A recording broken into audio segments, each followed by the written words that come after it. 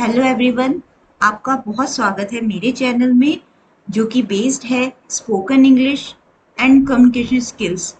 और मेरा नाम है दिव्या राठौर। मैं आपको सिखाऊंगी कि कैसे हम अपनी स्पोकन इंग्लिश को और हम अपनी कम्युनिकेशन स्किल्स को और बेहतर बना सकते हैं। आज मैं आपके सामने डिस्कस करूंगी वो क्वेश्चंस जो मोस्टली हमारे कॉम्पिटिटिव एग्जाम्स में पूछे जाते हैं। चाहे आप बैंक की तैयारी कर रहे हैं या NDA, CDS, SSC, CGL, MBA, किसी भी चीज़ की आप तैयारी कर रहे हैं, कोई भी कॉम्पिटिटिव एग्जाम, ये क्वेश्चंस ज़्यादातर आपके एग्जाम में पूछे जाते हैं। तो आज हम वो क्वेश्चंस डिस्कस करेंगे। मैं आपको आंसर्स बताऊंगी, एक्सप्लेन करूंगी कि आखिर वो जो क्वेश्चंस हैं किस तरह से सॉल्व होंगे और क्या ट्रिक लगाएंगे, हम कैसे आइडेंटिफाई करेंगे और क्या उनका आंसर होगा। तो आगे बढ़ते हैं। तो आप देख सकते हैं यहाँ पर पहला क्वेश्चन है, what are the main kinds of sentences in English. जैसे कि मैंने अपने लास्ट सेशन में आपको बताया था कि जब हम इंग्लिश में सेंटेंस बनाते हैं तो हमें पता होना चाहिए कि कितने तरह के सेंटेंसेस होते हैं और किस बेस पर हम सेंटेंस को फॉर्म कर सकते हैं, बना सकते हैं, या कह सकते हैं कि क्रिएट कर सकते हैं।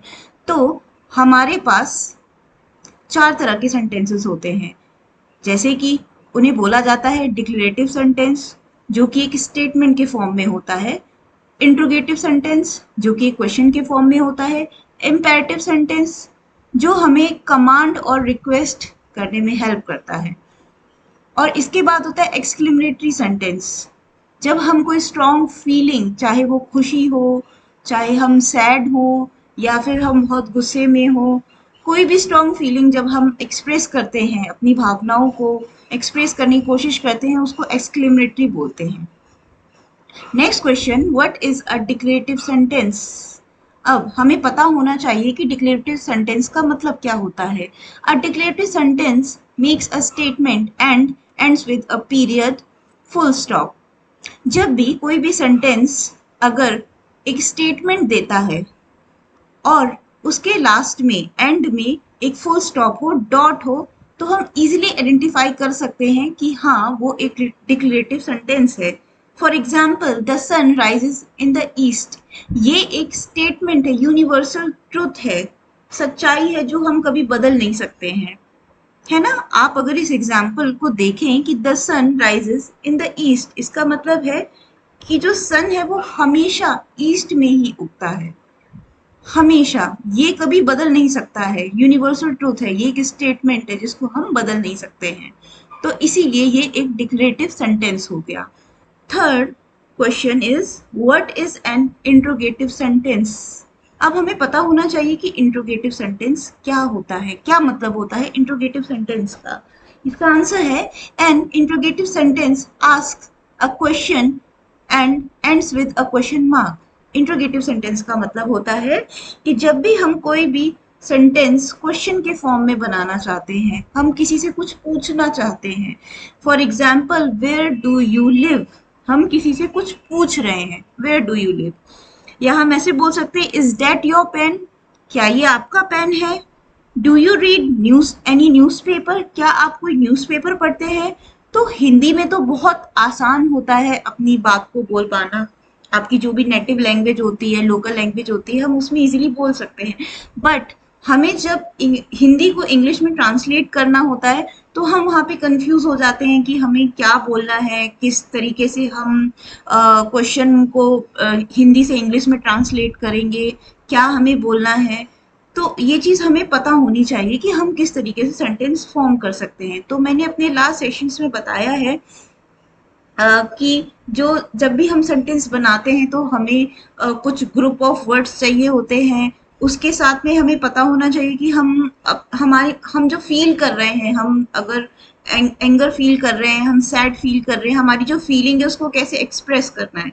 फिर हमें वो जो जो शब्दों का समूह होता है, हमें पता होना चाहिए कि उसको किस तरीके से हम प्रॉपर एक डेफिनिट ऑर्डर में अरेंज करें उसे। और वो जो सेंटेंस है वो कंप्लीट होना चाहिए, एक मीनिंग होनी चाहिए उस सेंटेंस में, ताकि हम जिससे बात कर रहे हैं उसको हमारे जो भी फीलिंग्स है, जो हमारी बात है, वो समझ में आनी चाहिए। ठीक है।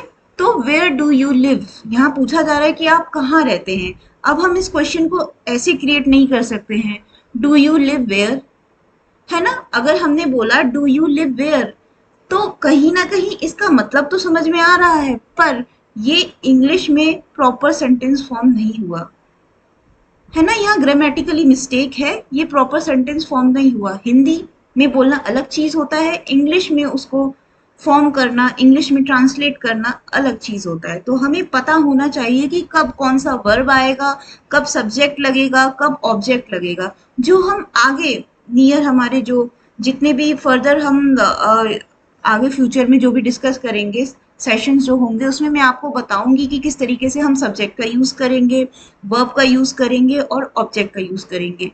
बट आज हमें सिर्फ इतना समझना है कि सेंटेंस कितने तरह के होते हैं। जो मैंने आपको बताया 4 तरह के सेंटेंस होते हैं, और हम उनका किस तरीके से इस्तेमाल करेंगे, उनको कैसे आइडेंटिफाई करेंगे। आगे बढ़ते हैं।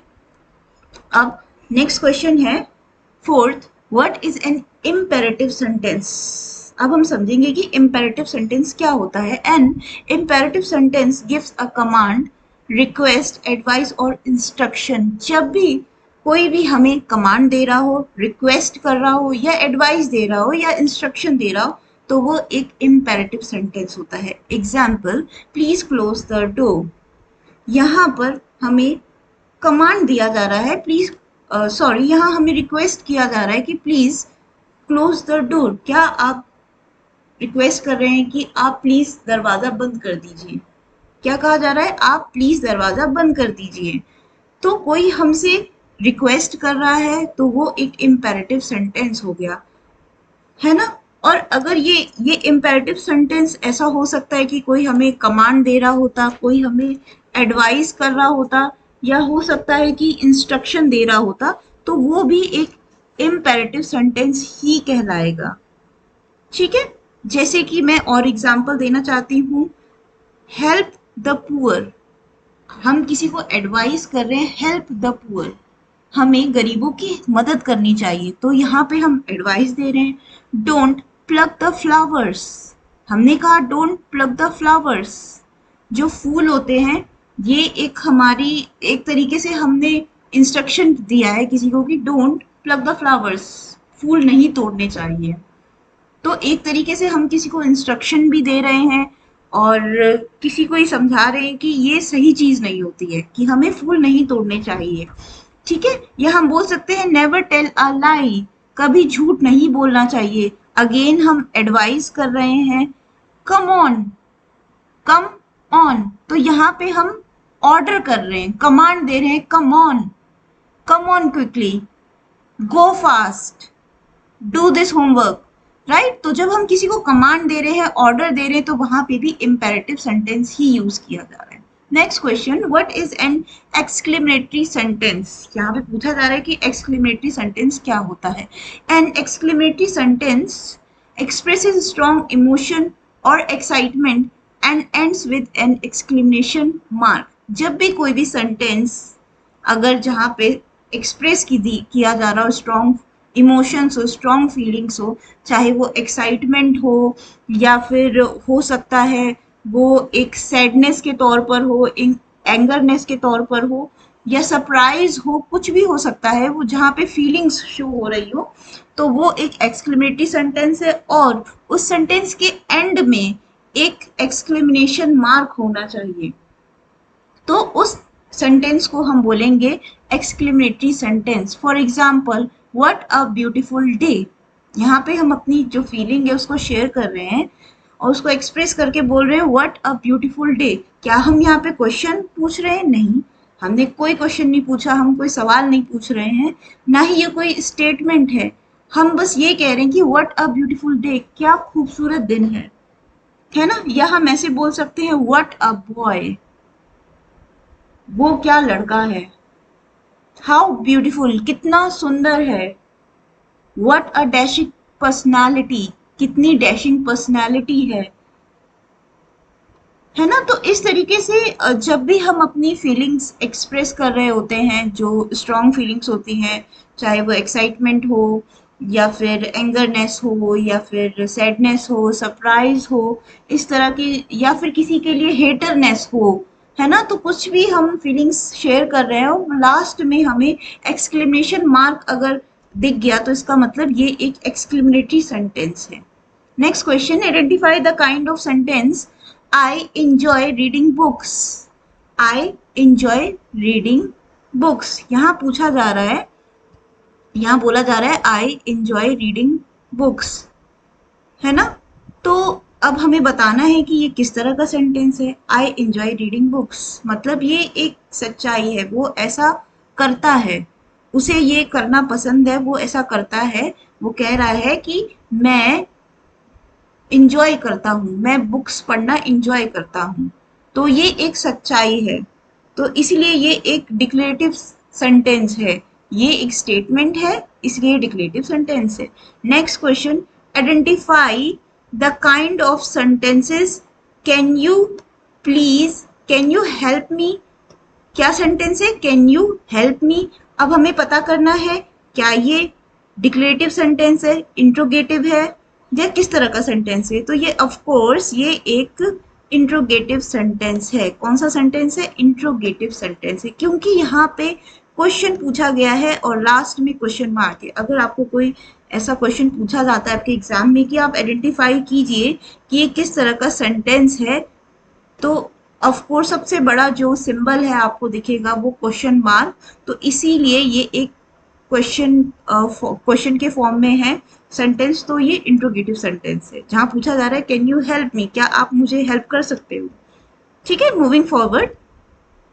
Next question is identify the kind of sentence. Same sentence है, सेम क्वेश्चन है जहां पे हमें आइडेंटिफाई करना है कि किस तरह का सेंटेंस है। टर्न ऑफ द लाइट्स, यहाँ बोला जा रहा है टर्न ऑफ द लाइट्स। तो हम किसी को यहाँ पर कमांड दे रहे हैं, ऑर्डर दे रहे हैं कि turn off the lights, lights है वो टर्न ऑफ कर दीजिए, बंद कर दीजिए। तो इसीलिए एक इम्पेरेटिव सेंटेंस है। क्या है ये? इम्पेरेटिव सेंटेंस है यहाँ पर। नेक्स्ट क्वेश्चन है, identify the kind of sentence, how amazing this performance is. हम किसी की परफॉर्मेंस है उसको बोल रहे हैं कि how amazing this performance is, कितनी अमेजिंग है ये परफॉर्मेंस, इसका मतलब हुआ कितनी अमेजिंग है ये परफॉर्मेंस।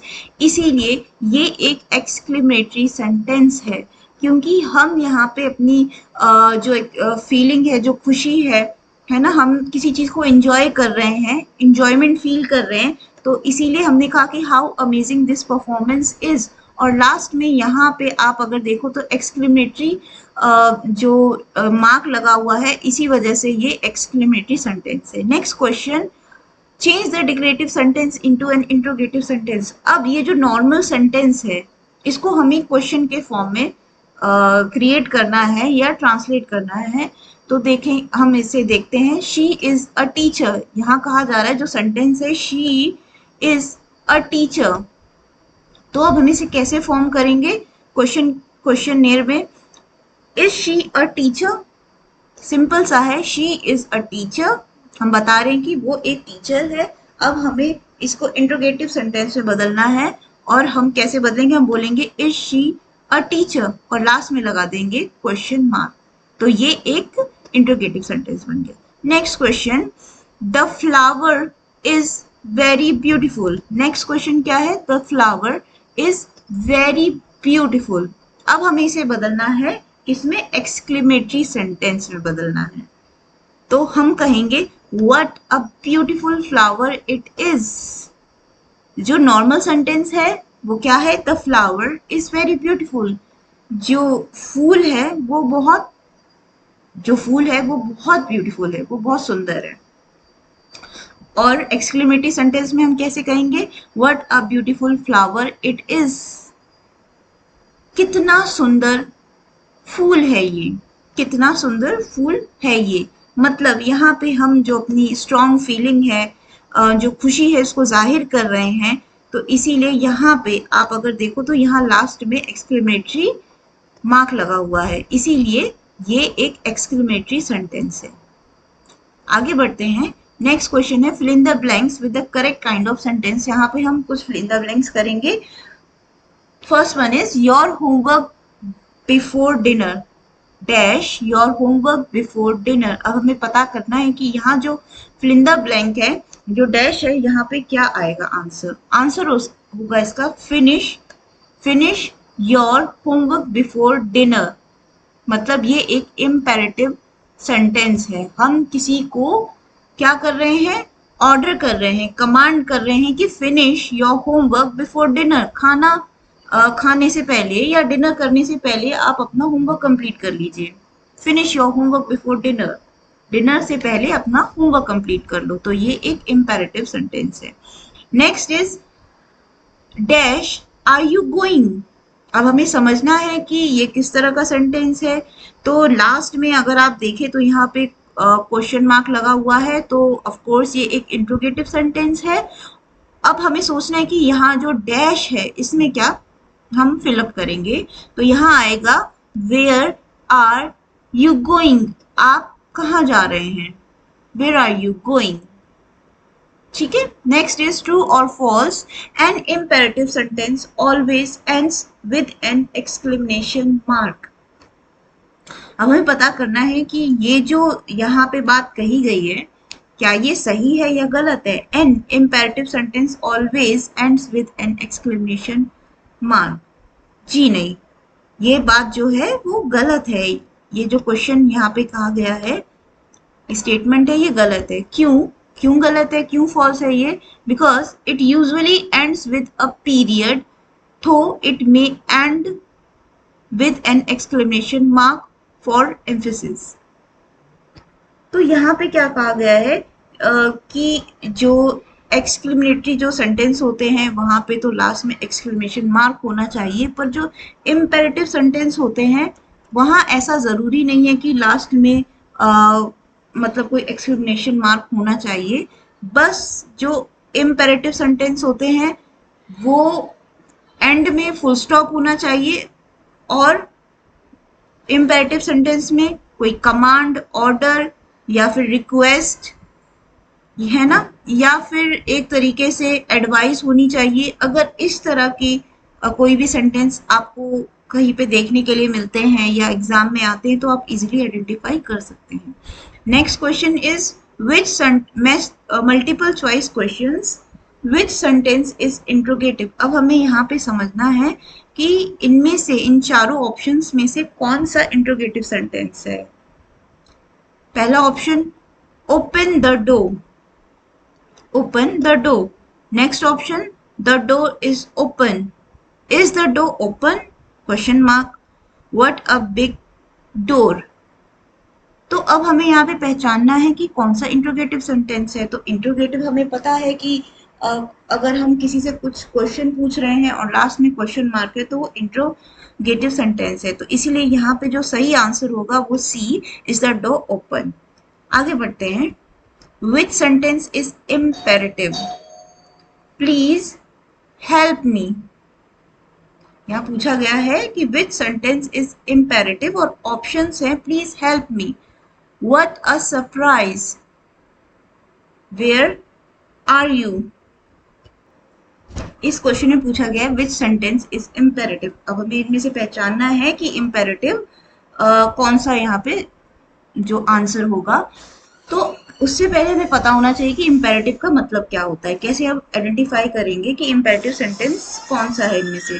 तो जैसे हमें पता है कि इम्पेरेटिव सेंटेंस वही सेंटेंस होते हैं जिसमें हम किसी को एडवाइस दे रहे होते हैं या कमांड, ऑर्डर, रिक्वेस्ट कर रहे होते हैं या सजेशन दे रहे होते हैं, तो उसी को बोलते हैं इम्पेरेटिव सेंटेंस। तो हम यहाँ पे ऑप्शंस देख लेते हैं। प्लीज हेल्प मी, ऑप्शंस है यहाँ पे please help me, what a surprise, where are you, I need help. अब हम इनमें से पहचान सकते हैं, बहुत आसान है कि I need help, where are you, what a surprise, please help me. तो एक तरीके से ये यहाँ पे सही ऑप्शन होगा, प्लीज हेल्प मी। हम किसी से रिक्वेस्ट कर रहे हैं कि please help me. Next question, which punctuation mark is used in an exclamatory sentence। Exclamatory sentence जो होता है उसमें कौन सा पंक्चुएशन यूज किया जाता है, जिसको हम मार्क बोल सकते हैं, कौन सा मार्क या सिंबल हम यूज करते हैं किसी भी सेंटेंस के एंड होने में। तो एक्सक्लेमेटरी सेंटेंस में जैसे मैंने बताया कि आप जब भी कोई भी स्ट्रॉन्ग फीलिंग होती है आपकी, चाहे वो एक्साइटमेंट है, सरप्राइज है, सैडनेस है, हेटरनेस है, एंगरनेस है, तो वहां पे हम हमेशा ये वाला जो मार्क है वो यूज करेंगे, ये वाला पंक्चुएशन यूज करेंगे, जिसको हम बोलते हैं एक्सक्लेमेटरी मार्क। आगे बढ़ते हैं। नेक्स्ट क्वेश्चन है what a fantastic match is a. Options हैं declarative sentence, interrogative sentence, imperative sentence, exclamatory sentence. यहाँ पूछा गया है कि व्हाट अ फैंटास्टिक मैच। अब हमें बताना है कि ये जो सेंटेंस है वो किस कैटेगरी में आता है। तो हम यहाँ देख सकते हैं कि सबसे पहली चीज यहाँ पर ये जो एक्सक्लेमेटरी मार्क यूज किया गया है, मतलब ये एक एक्सक्लेमेटरी सेंटेंस है, क्योंकि यहाँ पे मतलब एक तरीके से जो इंजॉयमेंट है, जो खुशी है, वो एक्सप्रेस की जा रही है कि व्हाट अ फैंटास्टिक मैच, क्या फैंटास्टिक मैच है ना। तो इसीलिए ये एक एक्सक्लेमेटरी सेंटेंस है। नेक्स्ट क्वेश्चन है the train arrived on time is a. अब हमें बताना है कि ये जो सेंटेंस है वो किस कैटेगरी का है। The train arrived on time. Options है declarative sentence, interrogative, imperative, exclamatory. तो ये एक डिक्लेरेटिव सेंटेंस है। क्यों? क्योंकि ये एक स्टेटमेंट है, the train arrived on time, है ना, स्टेटमेंट है, ये सच्ची घटना पे आधारित है, जो हमारे साथ हो रहा है, जो हुआ है, जो एक्चुअल है। ठीक है, जो हो रहा है, जो एक्चुअल है, जो हो गया है, तो ये एक स्टेटमेंट है जिसको हम नहीं बदल सकते हैं। ठीक है, इसीलिए ये एक डिक्लेरेटिव सेंटेंस है। आगे बढ़ते हैं। Identify the kind of sentence. हम फिर से कुछ ऐसे सेंटेंस देखते हैं जिनमें हम जिनको देखकर आइडेंटिफाई कर सके कि किस तरह के सेंटेंसेस है। The birds are singing. हमें बताना है कि ये सेंटेंस किस तरह का है। द बर्ड्स आर सिंगिंग, चिड़िया है वो गा रही हैं। तो अगेन ये चीज हो रही है, ऑब्जर्वेशन है, ये एक स्टेटमेंट है, ये ट्रुथ है ना। ये एक हम बोल सकते हैं कि सच्ची जो हम घटना है या इवेंट है ना, जो हम ऑब्जर्व कर रहे हैं, अपने आंखों के सामने देख रहे हैं। तो इसलिए ये एक डिक्लेरेटिव सेंटेंस है। नेक्स्ट है where are my keys. Where are my keys. यहाँ एक क्वेश्चन पूछा जा रहा है और सबसे बड़ी बात है कि यहाँ एक क्वेश्चन मार्क है, इसीलिए क्वेश्चन पूछा जा रहा है। वेयर माई कीज, तो इसीलिए ये एक इंट्रोगेटिव सेंटेंस है। नेक्स्ट है identify the kind of sentence. Identify the kind of sentence. Keep your room clean. यहाँ एक सेंटेंस पूछा गया, यहाँ एक सेंटेंस है जिसमें बोला गया है कीप योर रूम क्लीन। मतलब यहाँ पर एक तरीके से आपको कमांड दिया जा रहा है, या बोल सकते हैं एक तरीके से एडवाइस दी जा रही है, या कमांड या ऑर्डर बोल सकते हैं। कीप योर रूम क्लीन, अपने रूम को साफ रखो, अपने रूम को साफ करो। तो इसीलिए ये एक इम्पेरेटिव सेंटेंस है। How beautiful the rainbow is. Fourth question में कहा गया है how beautiful the rainbow is. कितना ब्यूटीफुल या कितना सुंदर है ये रेनबो, कितना सुंदर है ये रेनबो। तो इसलिए ये एक एक्सक्लेमेटरी सेंटेंस है। अगेन हम यहाँ पे अपनी जो फीलिंग है, हमें जो रेनबो है बहुत खूबसूरत लगा है, तो इसीलिए हमने अपनी जो हम उस चीज को एंजॉय कर रहे हैं उसे देखकर, तो हमने इसलिए कहा कि कितना सुंदर रेनबो है, इसीलिए ये एक एक्सक्लेमेटरी सेंटेंस है। और हम इस सेंटेंस के एंड में देख सकते हैं ये एक मार्क है, यहाँ पे पंक्चुएशन है जिस जो एक्सक्लेमेटरी है। ठीक है, आगे बढ़ते हैं। Fifth question the sun rises in the east. हम मोस्टली ये चीज बोलते हैं, हम अपने डे टू डे लाइफ में रोज अपनी इस जिंदगी में रोज इस सेंटेंस को बहुत बार यूज करते हैं, पर मोस्टली अपनी नेटिव लैंग्वेज में या फिर हिंदी में बोलते हैं या किसी और अदर लैंग्वेज में, बट अब हमें पता नहीं होता है कि इस बात को हम इंग्लिश में कैसे कहें। तो सिंपल है, the sun rises in the east. Again ये एक यूनिवर्सल ट्रूथ है, ये सच्चाई है, ये एक स्टेटमेंट है, इसीलिए ये डिक्लेरेटिव सेंटेंस है। Next question, where do you live? आप कहाँ रहते हैं? तो जैसे मैंने इससे पहले भी यही एग्जाम्पल पुट किया था, वेयर डू यू लिव, आप कहाँ रहते हैं, तो ये एक इंट्रोगेटिव सेंटेंस है। Next question, please pass me the salt. Please मुझे सॉल्ट पास कर दीजिए, मुझे सॉल्ट दे दीजिए, है ना। हिंदी में हम ऐसे कहेंगे ना कि कृपया करके आप मुझे नमक दे दीजिए। तो ये एक इम्पेरेटिव सेंटेंस है, क्योंकि हम किसी से रिक्वेस्ट कर रहे हैं कि प्लीज मुझे सॉल्ट दे दीजिए। Next question, what a lovely garden this is. कितना लवली गार्डन है ये, कितना लवली गार्डन है ये। तो हम यहाँ पे अपनी जो भी हम किसी चीज को देखकर बहुत अच्छा महसूस कर रहे हैं, एक एंजॉयमेंट महसूस कर रहे हैं, तो हमने कहा कि कितना लवली गार्डन है ये।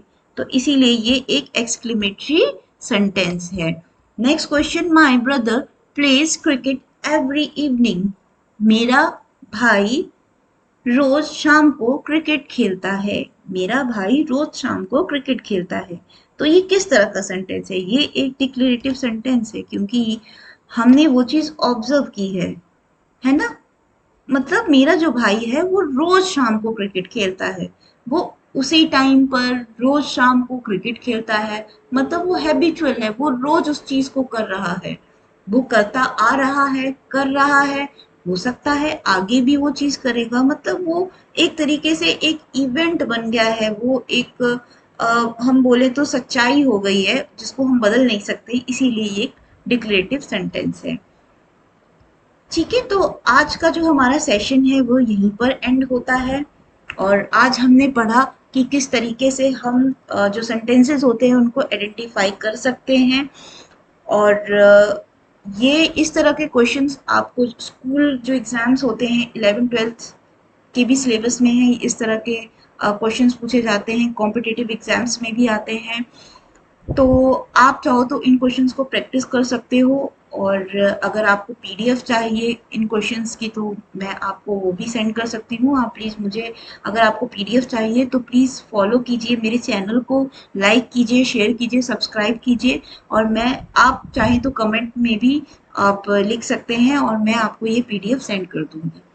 ठीक है, तो आज के लिए मैं आपको थैंक यू बोलना चाहूँगी। Thank you for listening my channel.